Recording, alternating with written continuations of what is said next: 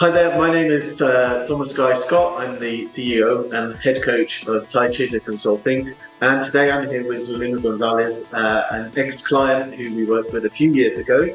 And today we're going to be talking to Zuli about her master's journey in the UK at UCL, where she did an LLM in London. And we're also going to be talking to Zuli about her experience with the Chevening Scholarship. Zuli, welcome. Thank you. Thank you for interviewing me.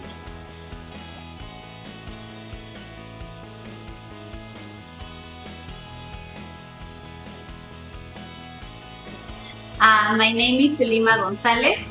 I'm partner at a law firm called Pérez Correa González y Asociados SC that is from Mexico City. I studied an LLM in UCL.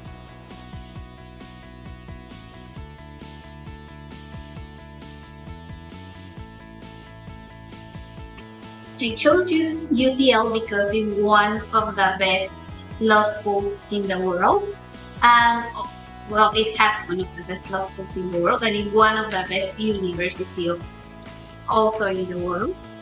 I looked for their professors, the modules they offered for the LLM, some of the people that have graduated from there, and well, it was like absolutely amazing. So I chose that as my first option for studying my LLM in the UK.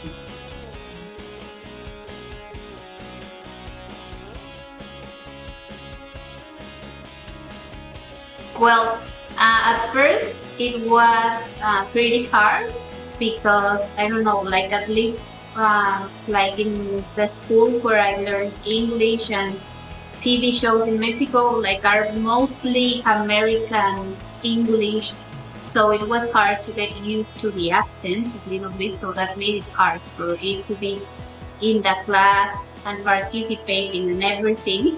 It was challenging like for 1 or 2 months. But after that, and after getting used to the readings and to the accent and how the classes work, it was awesome because it is more about how you use what they give you to learn and go to the class and participate and exchange opinions.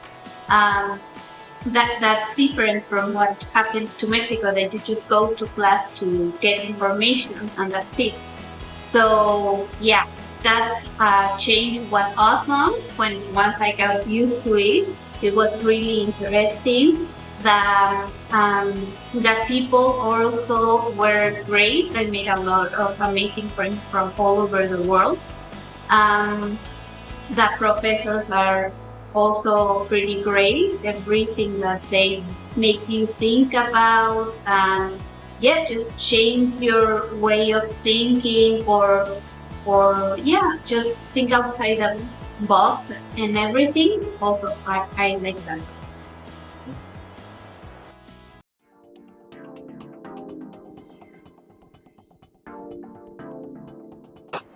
Well, it was a little bit hard, but it's not that you cannot join 2 or 3 that are from like interesting for you.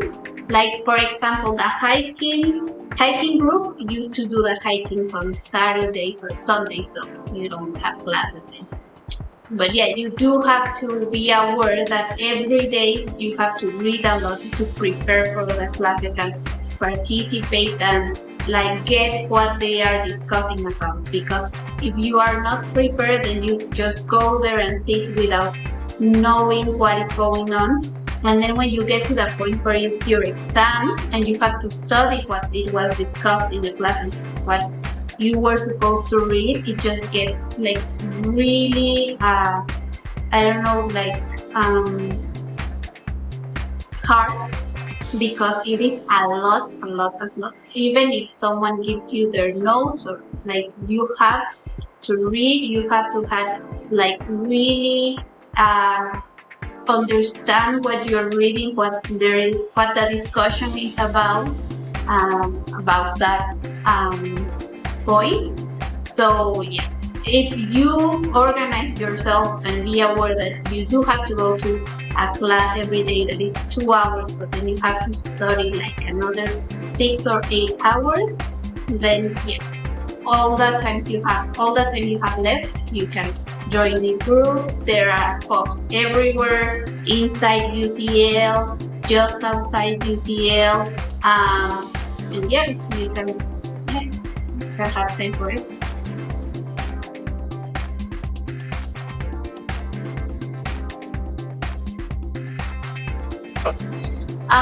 Well, yes, having like really clear what do you want. So the LLM in what kind of law, for example, what modules, why those modules, why those universities. I think I decided like when I was already starting my Chevening application, when I did do my research, and I'm glad, and I wouldn't change my decision at all. But if I had had more time, maybe I wouldn't have been as anxious as I was, like at the last minute, researching about everything and looking where to find a paper from that professor or another, or opinions regarding the university, the model, the LLM. So yeah, like have time to really make your decision.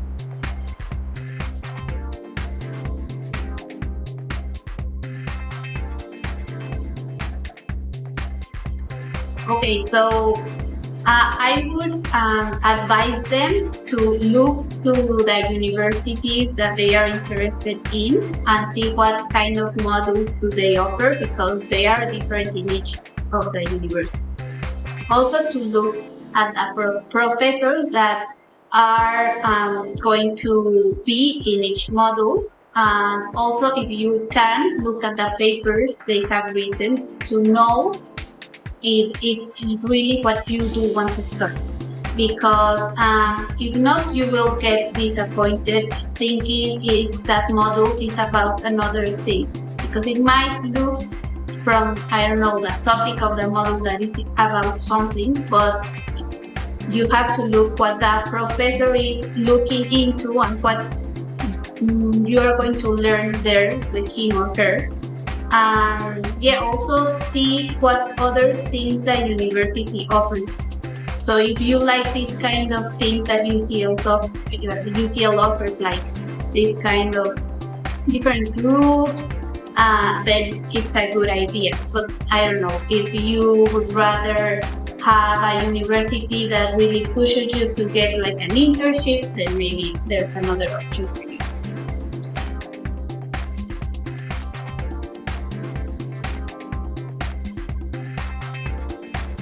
Okay, so my best friend was applying for the scholarship, and he made me look into it because I also wanted to study my LLM, and I was looking for universities in the US and also in the UK.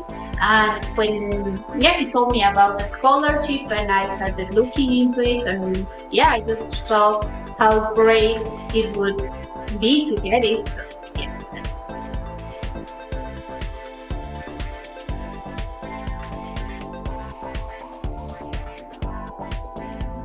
So, okay, first do your research about the universities you want to go and why.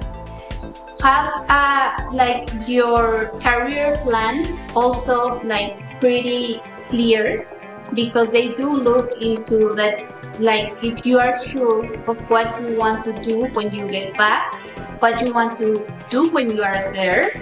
So that you have to be sure about your decision, because they will know that you are just like, oh, I'm going to apply this just in case I get it. No, you have to be sure you want to be a Chevening Scholar, which you should want to.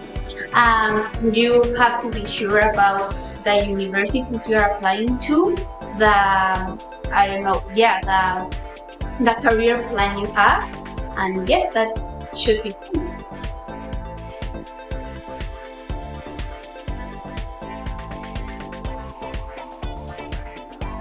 Yeah, I would say prepare at least a little bit for the interview.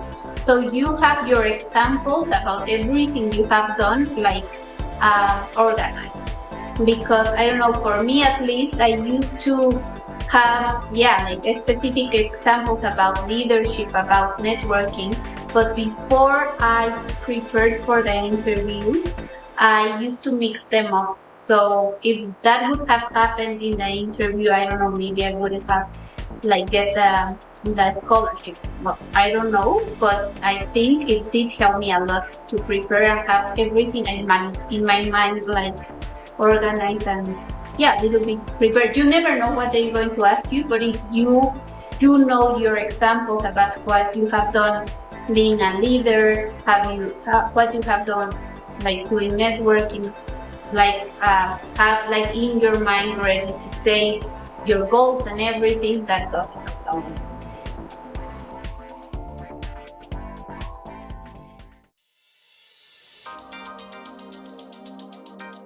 So, what would you say is the benefit of having a coach through an application process? What does a coach add to you?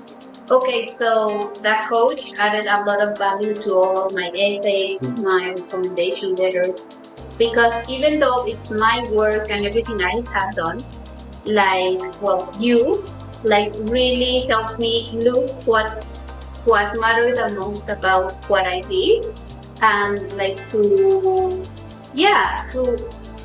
make it sound as important as it was, right? Because I don't know, maybe when you look and to your own work and you criticize yourself, maybe you don't really see the value of everything you have done. So like pointing that out, like when you reviewed my essays and telling me how could I make it sound as important as it was pretty great. Yes. Because that's an interesting point. Something we discussed before is imposter syndrome is quite common, especially in women. It's not exclusive to women, but it's more common. Sometimes people feel this sort of urge to undersell themselves. So how would you say that you dealt with that and felt more confident about actually selling all of these great achievements you've had? Yeah, well, when I wrote my essays, I think I didn't really like point out how they like everything I had done to that point was like pretty great actually. And when I got back my essays and see all the things that you make better, and yeah, they did look as like I don't know, as great as they were actually were. So that was that even made me have more confidence in myself and in like I'm going to get this scholarship, I'm going to get to this university. I don't know, it's really Yeah, one of the recommendations we've always made when it comes to these things is to focus on fact versus opinion, and encouraging people to focus on the actual facts of things that they did. You know, like you either did close this deal or you didn't close this deal, as opposed to focusing on how you feel about that deal. Because otherwise people tend to go for this approach of like, well, it's not that important. Yes. You know, like maybe there's someone out there who's done something bigger. Yeah, exactly. Yeah. But yeah, that I think that helps when you get that coach.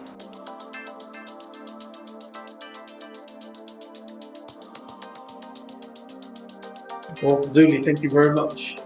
Much appreciated taking the time to speak with us. No, thank you, Tom. Like, really, like you did not only save me like quite $1 million there because of your coaching, and also, yeah, you made me have one of the best experiences of my life. So thanks. Oh, I'm really pleased to know that. Thank you.